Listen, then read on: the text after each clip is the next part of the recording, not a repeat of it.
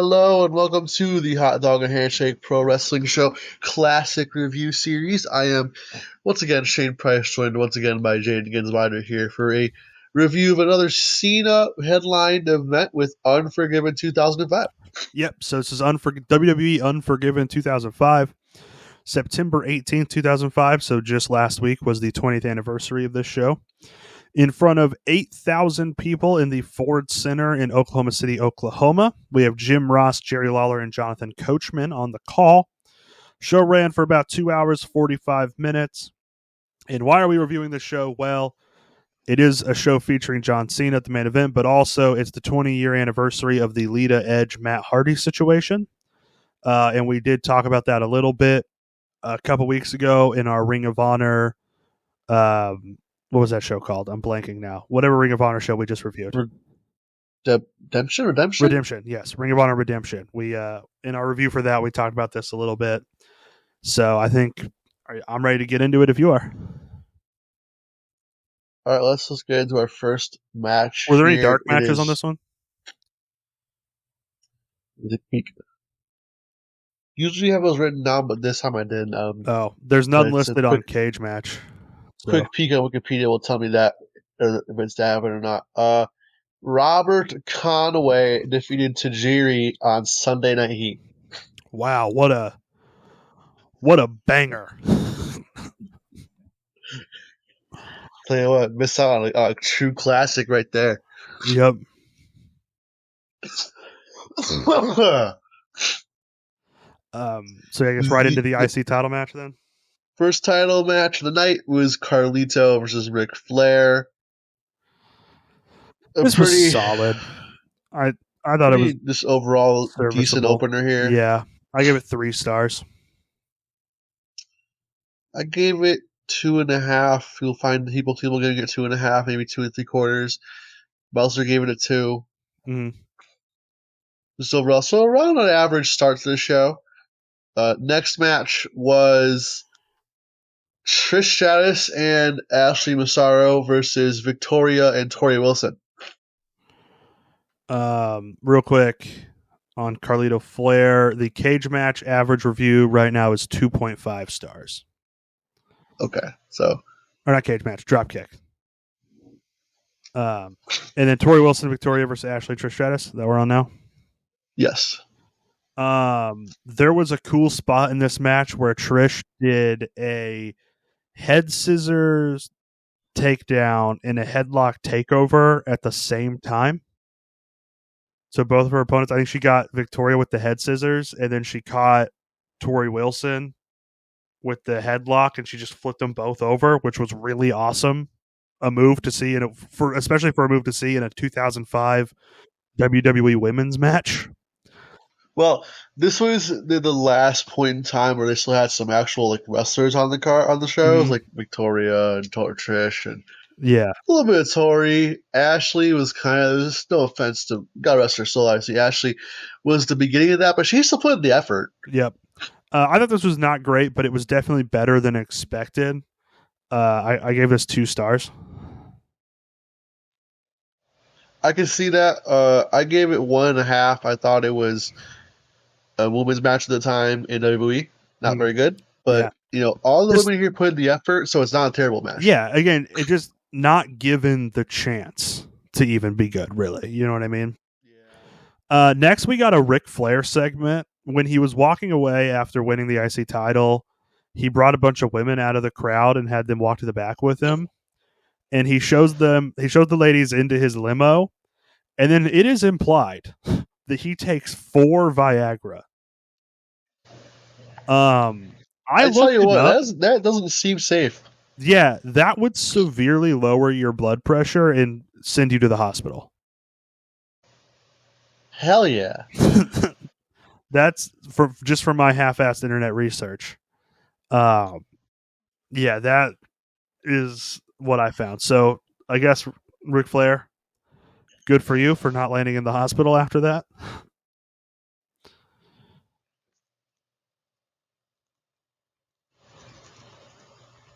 Yeah, the next match. Yes, the next match is going to be I wish I didn't have a next match. Snitsky versus The Big Show. Yeah, this is a match so nothing that I forgot I watched it until this moment when I looked at my notes. Yeah, I gave this 1.25. 1.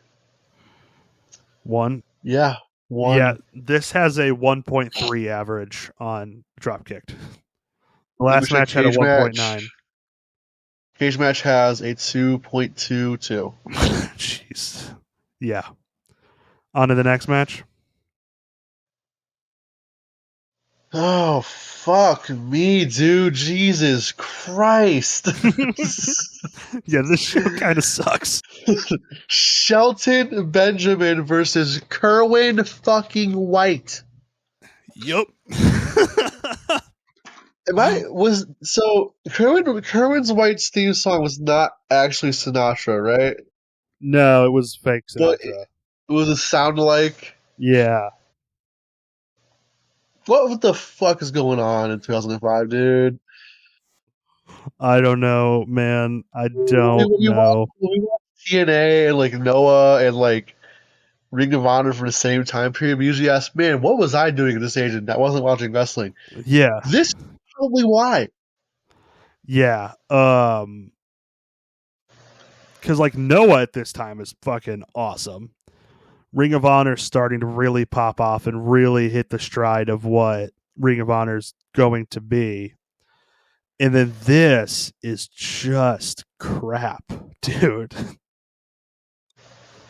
Like TNA is at least weird and interesting. This is just weird and bad. Ultimately, though, I think these two guys are talented workers, and they did put together an okay match. I gave it 2.5 stars. Shelton is a great wrestler. Chavo's a great wrestler. It just had bad story and bad gimmick to it. Listen. Chavo is doing his damnedest with this Kerwin White shit. Mm-hmm. So I can respect that for him. I really do. That being said, I'm gonna give it a 2. Mm-hmm. Um, Cage Match has a 1.8, but I feel like that's partly because of Kerwin White. Dropkicked also has a 1.8. Oh, sorry. Cage Match has a 5.64. Oh, okay. Yeah, Dropkicked has So 1.8. I was So wrong. I was reading Cage Match, and I was reading Dropkick, not Cage Match. yeah. The next match is Just real quick, the highest review on this the only review on this match says the Kerwin White gimmick can go to hell and stay there forever, which is I think I agree with that for sure. it was a terrible gimmick for the time, but could you imagine, for the love of God, they brought it back today? Oh, you mean if they had like someone Dragon pretending Lee to unmask and be a white boy. be a white boy, the reverse El Grande Americano? Yeah. Yeah, yeah, no, I mean, think about it. Look at how terribly the El Grande Americano thing went over at first, before Ludwig Kaiser saved it from the ashes. It took a white boy with a little sauce to save that shit. Yep. Next match, Or though. better wordedly, not an American. Yeah. Next match, though. Next This is match, why we were watching this show. finally getting back into the good. Mm-hmm. Edge, Matt Hardy. There's real beef in this feud. There's real anger. Do you want to in it. explain the backstory here? Yeah, it's real simple. Lita fucked Edge. Okay. Well, I mean, there's more layers to it than that. Well, yeah, obviously, but that's the TLDR of it. Yeah, Lita was with Matt Hardy. Lita, Matt was out with injury, while Matt was sitting at home and Lita and Edge were on the road. They started, a relationship, and now, and then Matt Hardy got fired. yeah, wasn't that because of Lita and Edge too? Probably, I think so. Yeah. Or was that? Oh, no, it was. He was on that stupid show with Todd Grisham and ranted about it on live internet stuff. So yeah, it was because of that. Yeah. So he went on a rant on the internet. Got fired. Went to Ring of Honor for a while. Came back, and now is in this big cage match, big blow off of this feud with Edge. It's absolutely an incredible match. It's a perfect story being told. It's Matt Hardy getting his revenge. And man, there are parts of this match where Matt was wailing into Edge. Like he was throwing haymakers, especially when Edge had his arms like tied up in the ropes. It just looked like Matt was trying to knock him out. Like he was really putting some stink behind those punches. Really great match. I gave this 5 stars. I gave it 4 3/4. I thought it was damn near perfect, but it was wasn't. Mm-hmm. Was barely close. And I think this is where that feud should have ended, but it went on a little bit further than that, I Mm-hmm. think. Also, to quote a dropkick user, the execution of Adam Copeland. Yeah. Um, this got a 4. This has a 4.0 on Dropkick right now. And on Cage Match, it has a 8.52. So around a 4. And yeah. Yep. Um, Next match. I've been waiting ever since we watched that Raw. Talking about this man again. By God, Trevor by God Murdoch and Lance Kane taking on the superhero in training, Rosie and the Hurricane. yeah. If you don't know what we're talking about, we watched the Raw from 2007 where Shawn Michaels and John Cena wrestle for about an hour. And on that show in the undercard, Trevor Murdoch wrestles, I think, Jeff Hardy. It was one of the Hardy boys. I think it was Jeff. And he goes for a code red and just completely fucks it up. Just cannot do it. And it is the funniest thing I've ever seen. There's clips of it on Twitter if you want to look it up. There is a part in this match where Hurricane saves Lillian Garcia from Trevor Murdoch sexually harassing her. He was like catcalling her and stuff and like going close to her, and then Hurricane came in and saved her. So real superhero shit right there from Hurricane. Thank you, Hurricane. Thank God for that This was shit, a that stuff. fine match. I gave it 2 3/4. Uh, it was all right. I think they kept the wrong member of 3 Minute Warning employed. Clearly, Mm-hmm. no offense to Rosie, obviously, but I'm a big shooter for Jamal. Uh, Mm-hmm. yeah, this was the right winner. I couldn't see shit as a tag team. Mm-hmm. But I will say, pretty solid match. It's underrated on both sites. I think I gave it 2.5 Yeah, it's a 1.7 average on Dropkick. What's it got on Cage and Match? a 5.63. Yeah. So a little underrated to me. Pretty serviceable. Totally average. Nothing too Mm-hmm. special though. Yep. Next up, we have the semi main, right? Yeah. Oh wait, Yeah. first there's an interview with Chris Masters where it's with Maria during her gimmick where she was just like a moron that did interviews. And she goes, "Chris, why does everyone call you the masturbate?" I thought that was hilarious. I thought that was Line of the really night funny. question mark? Yeah, definitely line of the night. And then we get into the next match. You can put it together here. Next match is Chris Masters, as was said, versus Shawn Michaels. Mm-hmm. Uh, this comes like right after the Hulk Hogan thing, so this is a must win for Michaels, pretty much in the public eye, I would say. Mm-hmm. And the Chris Masters could take the loss if he's booked strong, which he is. Yeah. I thought this was a pretty good match. I gave it 3 1/4. Nothing incredibly special. What'd you think of it? I gave it a 2 3/4. I thought it was pretty solid, but there was nothing there that I feel like it could have been better. Mm-hmm. There was some missing things like the master lock parts. I thought Sean used maybe more clever with how he would do it, especially when you look at the Hogan matches where he does all the crazy shit. Mm-hmm. Uh, but yeah, it was pretty serviceable. Far better than the SummerSlam match, that's for damn sure. Yeah. And then Then the the main main event. event Yep. for the WWE title, John Cena versus Kurt Angle. Yeah. So this was The angle here was Eric Bischoff hates John Cena because John Cena is like real, like cool, kind of rebellious against Bischoff's authority. And so he brought in Kurt Angle to take the title off Cena. And I thought this was a pretty damn good match until the DQ finish. I really don't like a DQ finish, especially in a pay per view and especially in a pay per view main event. Yeah. So I still gave it 3 3/4. I really liked the match up until the finish. It was a really great time. What do you think of it?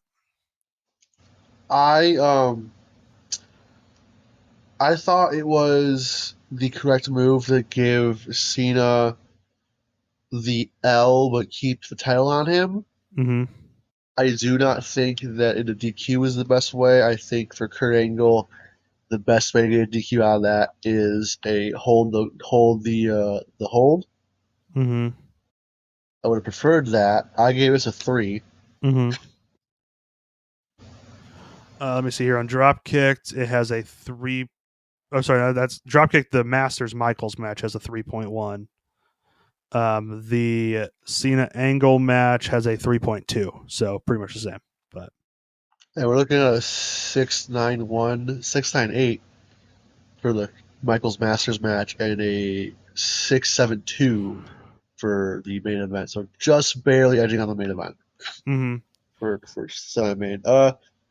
Yeah, I This think show is by all metrics here, kind of by our ratings, by Meltzer's ratings, by Cage Match and Dropkick, match of the night was Matt and Edge. But yeah, go ahead. What do you think of the show as a whole?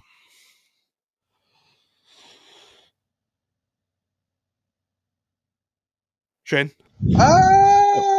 sorry, I got sexed. It's tough because the middle of this show sucked. A lot But of this show sucked.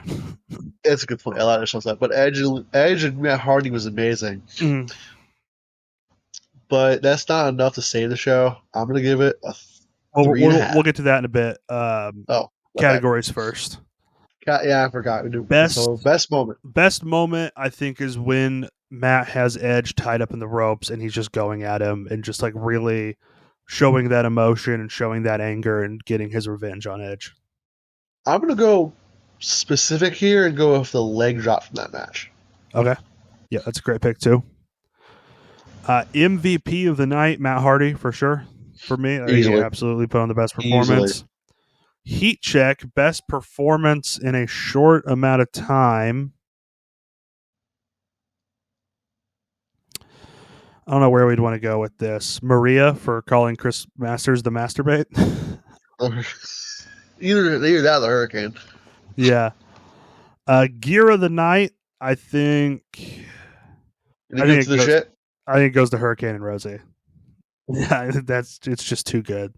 They're goofy ass costumes. I love it. Apex Mountain. I think the only arguable one here is this the Apex Mountain for Matt Hardy? I mean, he never wins a world title in WWE, or is it Broken Matt? It could be Broken Matt. I mean, he did some world champion in TNA, but we don't talk about that part of TNA. Yeah, so I would say it's either this or it's Broken Matt Hardy. What would you pick? I would say probably Broken Matt Hardy is because of how overwhelmingly over it was. Mm-hmm. Yeah, that makes sense. I don't think anybody else on this show was really hitting their apex. Surprise of the show. Anything surprising on this show? No, not really. Yeah. It's mid-2000s WWE. I guess Kerwin White was a little surprising. I wasn't expecting to see Kerwin White when I watched this. I mean, a DQ finish in a pay-per-view main event, kind of surprising, but... Yeah, that too. I digress. Recasting. Do you want to recast Cena Angle? I think the more interesting recasting would be Michaels versus Masters. Okay. So recasting Michaels and Masters. One is a hot up-and-comer, kind of a full of himself gimmick, poised to potentially be a big star in the company he's in. Um, I'm kind of feeling Carmelo Hayes. I hope Carmelo's career works out better than Masters does, but that kind of feels like That Carmelo Hayes the now archetype, is the the archetype. archetype, Yeah. yeah. And the other one is just a veteran, incredible in the ring, all time great, arguable Mount Rushmore type guy. I think it's AJ Styles. I think this is Carmelo versus AJ Styles. That'd be a great match. Probably better than this one. Yeah. Yeah. I mean, they're probably better than, any match on WrestlePalooza, that's for sure. Um, let's see. Best double feature. I think you could do something cool with watching Cena's first match against Kurt Angle in WWE, and then his first match in WWE against Kurt Angle, and then watching this match. I thought of Edge and Matt, and then who was it? Edge? Did he face Christian Cage in a cage match when he broke his leg? Was that against Christian? Edge, and I was against Aleister Black. Was that was against Malachi Black? Yeah, that match I would throw to just a couple Edge cage matches. Yeah, the barbed wire steel cage against Malachi Black at Double or Nothing 2024. You have any other double features to put together there? All right. No, I don't. All right. Does anything from this make the Wrestling Criterion Collection? I think the only potential option is Matt and Edge. Do you want to put that in there? No. No, I think we're good. Okay. It's definitely one of the best examples of turning a real life problem into a wrestling feud, but not necessarily Criterion. Classic hot dog, classic handshake. Edge and Matt is off the table for this. So, what is your classic handshake, Shane? I'm gonna go with the co-main. With Masters versus Michaels? Yeah, I know you're not gonna go with it, so I'm gonna go with that. Yeah, I'm gonna go with Cena Angle. That was my favorite match besides the Matt Edge one. So, and now, what would you rate this out of 10? Well, I gave up the ghost, so 3 out of 10. 3 out of 10. I went 4.5. It was definitely bad, but it it pulls towards mid territory with the Matt Edge match and then those last two matches. I think that kind of rounded it out a little bit. I think that's it. You want to preview what we're doing next week? Next week we did a wheel spin, and we landed on NXT Takeover War Games 2019. So stay tuned for that, and as always, enjoy wrestling.